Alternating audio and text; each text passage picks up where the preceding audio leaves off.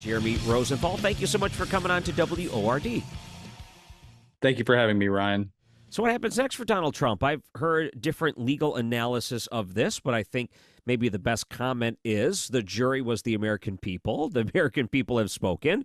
And it seems like a lot of these legal issues, at least on the federal level, are going away. So what happens next for Donald Trump on the legal front? What happens next is not much, which is good news for him, right? I mean, when you're facing criminal charges, when you're facing federal charges, any day that you can walk out of the courthouse is a good day. And really, you've effectively had the plug pulled on two federal indictments, one in Mar-A-Lago, one on the January 6th cases. And what's remaining are your Georgia cases, which is that case is kind of stuck in the mud. And the other case, the New York case, the hush money case, if you want to call it that, he's got sentencing which may happen sometime after 2029 and before 2079, sometime in there. So he's got that to worry about at some point. But for the next few weeks, he gets to focus on being the president-elect. Right. And that's a big deal because on the federal level, I've heard analysis essentially saying that you have Jack Smith fighting to the bitter end and what could have amount to some people arguing election interference in the way that he was handling it this far down with the leading presidential candidate. But I think the main focus we're finding are individual district attorneys in states that are going to continue to go after him. As president of the United States, can district attorneys operate the same way they could when he wasn't president? They can try. I think they're going to have a pretty big challenge in front of them if they're going to try to do that. With Jack Smith, I mean, basically, Jack Smith was. I mean, look, the man who he was prosecuting promised to fire him, and somewhere, 20, 30, 40 times. And so it's very clear to Jack Smith, obviously, that he needs to wrap this up, that this is over. And I think that what he basically did was sort of wrapped it up on his own terms, right? Quit or be fired. And so he just found a way to exit stage left where he's in control of the situation as best he can be. It's kind of like, do you want to quit or do you want to get fired?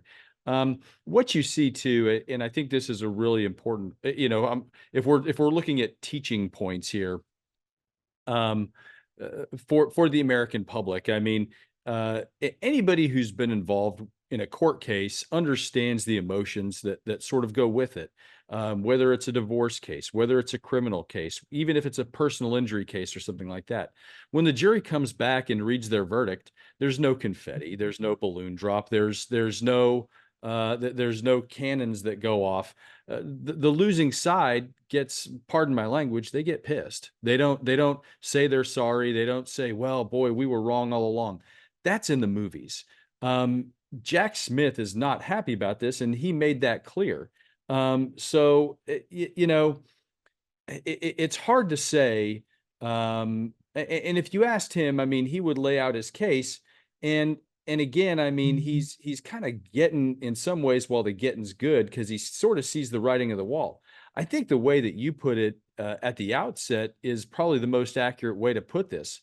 November 5th was the largest jury verdict in American history, right? The American people said, we don't want Donald Trump in prison. We want him in the White House.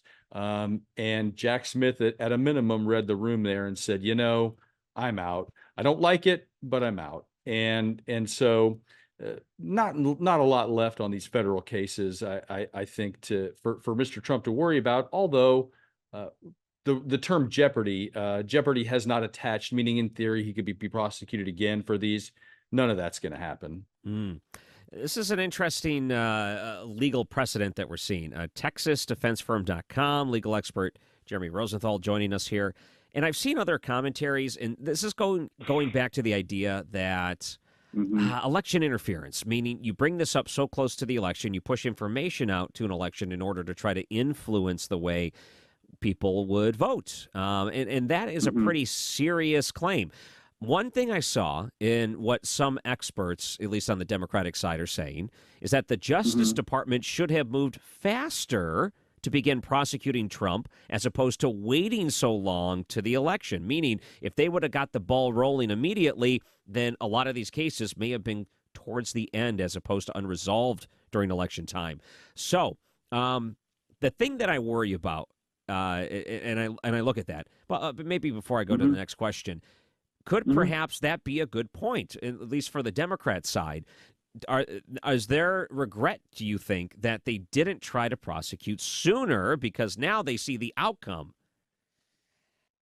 I think that's an excellent point. And I think you've got a lot of hard questions for Merrick Garland and the Department of Justice. Why did you initiate these things 2.5 years into Joe Biden's presidency, right? You had this Mar-A-Lago case, which occurred, 2021, 2022 at the very beginning.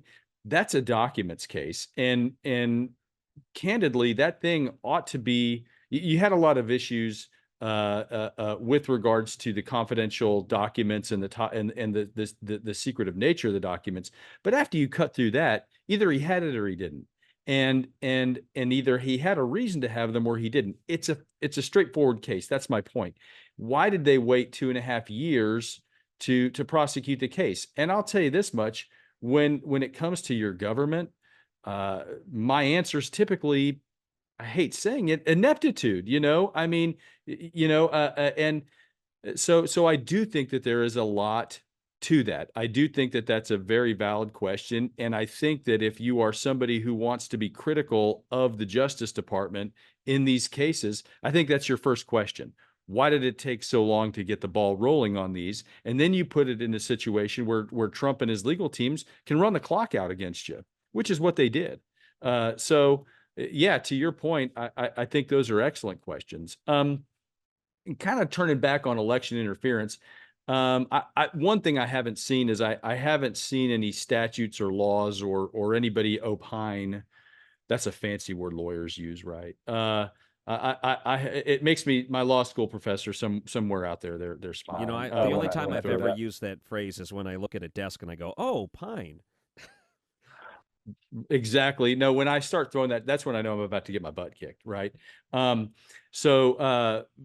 But I mean, I've not seen anybody, or here's a better word, postulate on, are there any statutes or violations that Jack Smith violated in bringing the prosecution when he did? You're going to have really, really, really big immunity when it comes to these things as a prosecutor, as a police officer. Obviously, the law really favors not suing police, not suing prosecutors, or prosecuting them in turn for actions that they take, barring hiding evidence, barring just outright misrepresentation. So I don't know that there's going to be any backlash by this administration towards Jack Smith.